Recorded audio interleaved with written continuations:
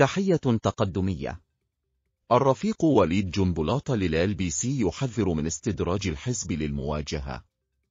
وأكد جنبلاط الوقوف إلى جانب الشعب الجنوبي، والوقوف إلى جانب كل من يتعرض للاعتداء من قبل إسرائيل، وعلينا النعي في لبنان كأفرقاء سياسيين أن ما من أحد يستطيع أن يقدم أو يؤخر. من الأقصى أكدتم وقوفكم إلى جانب ما قامت به حركة حماس. هل تبقون على موقفكم هذا في حال توسعت الحرب وشملت لبنان؟ سأبقى على موقفي في تأييد الشعب الفلسطيني، حماس وغير حماس، في رفع الاحتلال، في مواجهة الاحتلال. فيما يتعلق بلبنان نسير في مرحلة جدا دقيقة. نصحت رسميا وغير رسميا، نصحت الحزب بأن لا يستدرج، وأردد الكلام أن لا يستدرج. كان هناك منذ يومين تبادل قصف بين الحزب وبين الإسرائيليين، وأصدر الحزب بيان واضح بأنه رد على اعتداء نتيجة إطلاق صواريخ من جهة ما. مجددا اليوم أطلقت صواريخ أو قذائف، لست أدري. أجدد كلامي أو أجدد رسالتي أن لا يستدرجوا، يعني لأن سهل جدا أن يبتدئ المرء بالحرب وصعب أن يعلم كيف تنتهي. وحتى هذه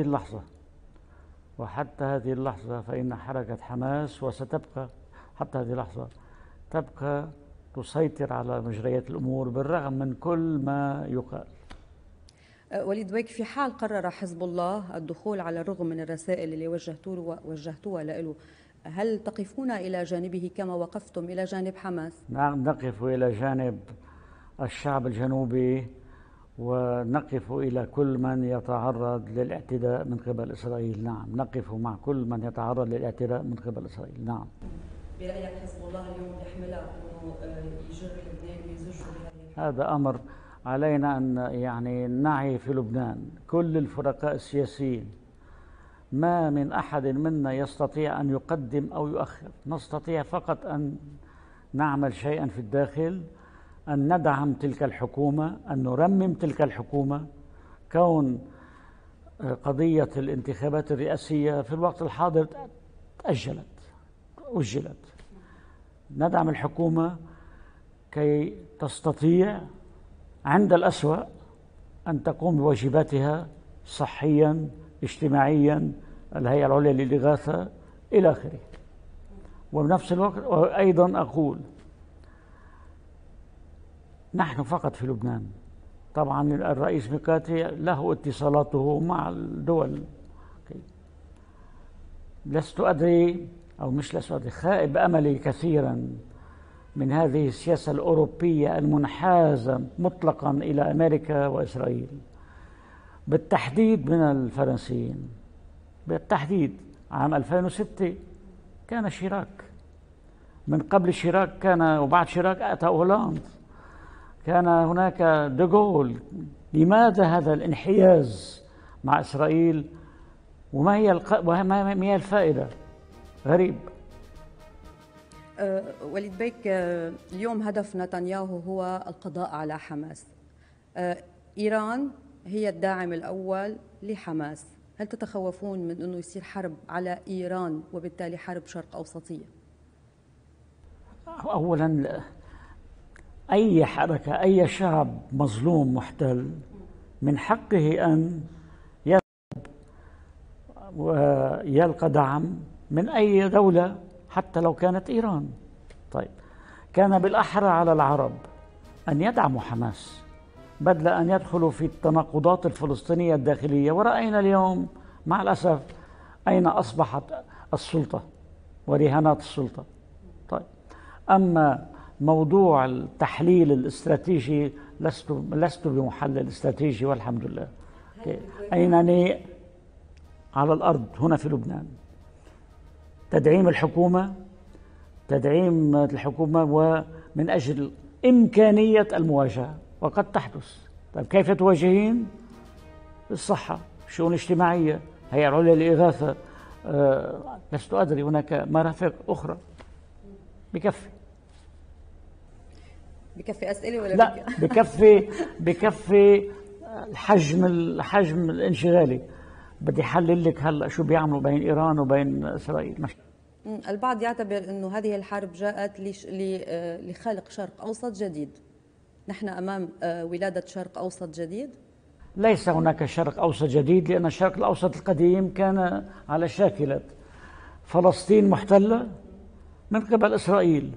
قلنا في السابق بأننا قلنا هذا طوال عقود نقبل بحل الدولتين. طيب هذا أيضا سقط منذ أن مات اتفاق أوسلو. مات اتفاق أوسلو أيضا منذ عقود، لأن اتفاق أوسلو لم يلحظ الوضع النهائي للضفة وللأماكن المقدسة المسيحية والإسلامية. اليوم إذا أردنا أن نقول حل الدولتين، هناك في الضفة الغربية حيث يجب أن تقوم الدولة الفلسطينية 800,000 محتل إسرائيلي بالمستوطنات. سهل واحد يعمل دولة؟ مستحيل. هل أنت خايف على لبنان اليوم مما يحصل أن ينجر؟ خايف على لبنان؟ من حقي أنا أخاف على المواطن اللبناني. وفي النهاية إذا كان القدر حرب شديدة، طيب خلينا نوحد أنفسنا، فلنترك السجالات الداخلية التي يعني عشناها يعني أيام الرئاسة، أيام الفراغ الرئاسي، نتركها جانبا شوي، خلينا نشوف المواطن. إذا اليوم وليد جنبلاط بده يوجه رسالة للسيد نصر الله، ماذا يقول له؟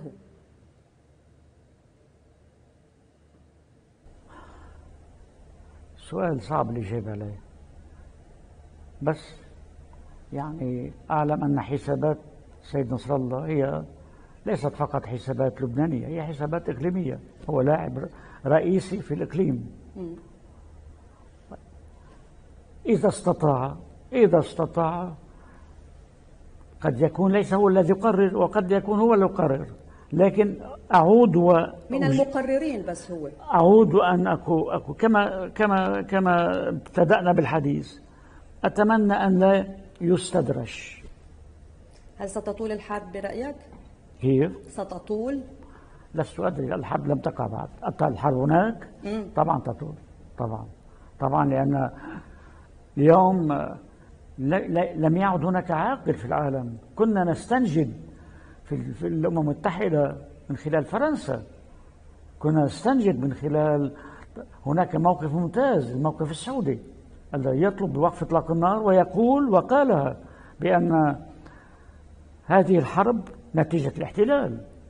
طيب لم نسمع هذا المنطق من أحد في الخارج. هناك حروب، هناك مشاكل، هناك سمعنا تصريحا يتيما من روسيا، لكن طب روسيا هي في حرب، استدرجت إلى حرب أو افتعلت الحرب، هي في حرب، ماذا تستطيع أن تفعل؟ لا شيء.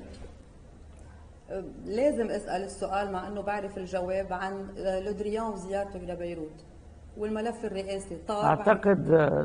أعتقد الموضوع الرئاسي جمد، هكذا وردتني معلومات أو إشاعات، إلى أن تنتهي الحرب هناك، يعني إلى أجل غير مسمى. ما بتعرفي في النهاية يعني نعم يملكون القدرة تدمير كل شيء، لكن إرادة شعب لا تدمر. أن أيا كانت الإمكانات العسكرية، إرادة شعب لا تدمر. إرادة الشعب الفلسطيني لن تدمر ولا تدمر. شكرا لك.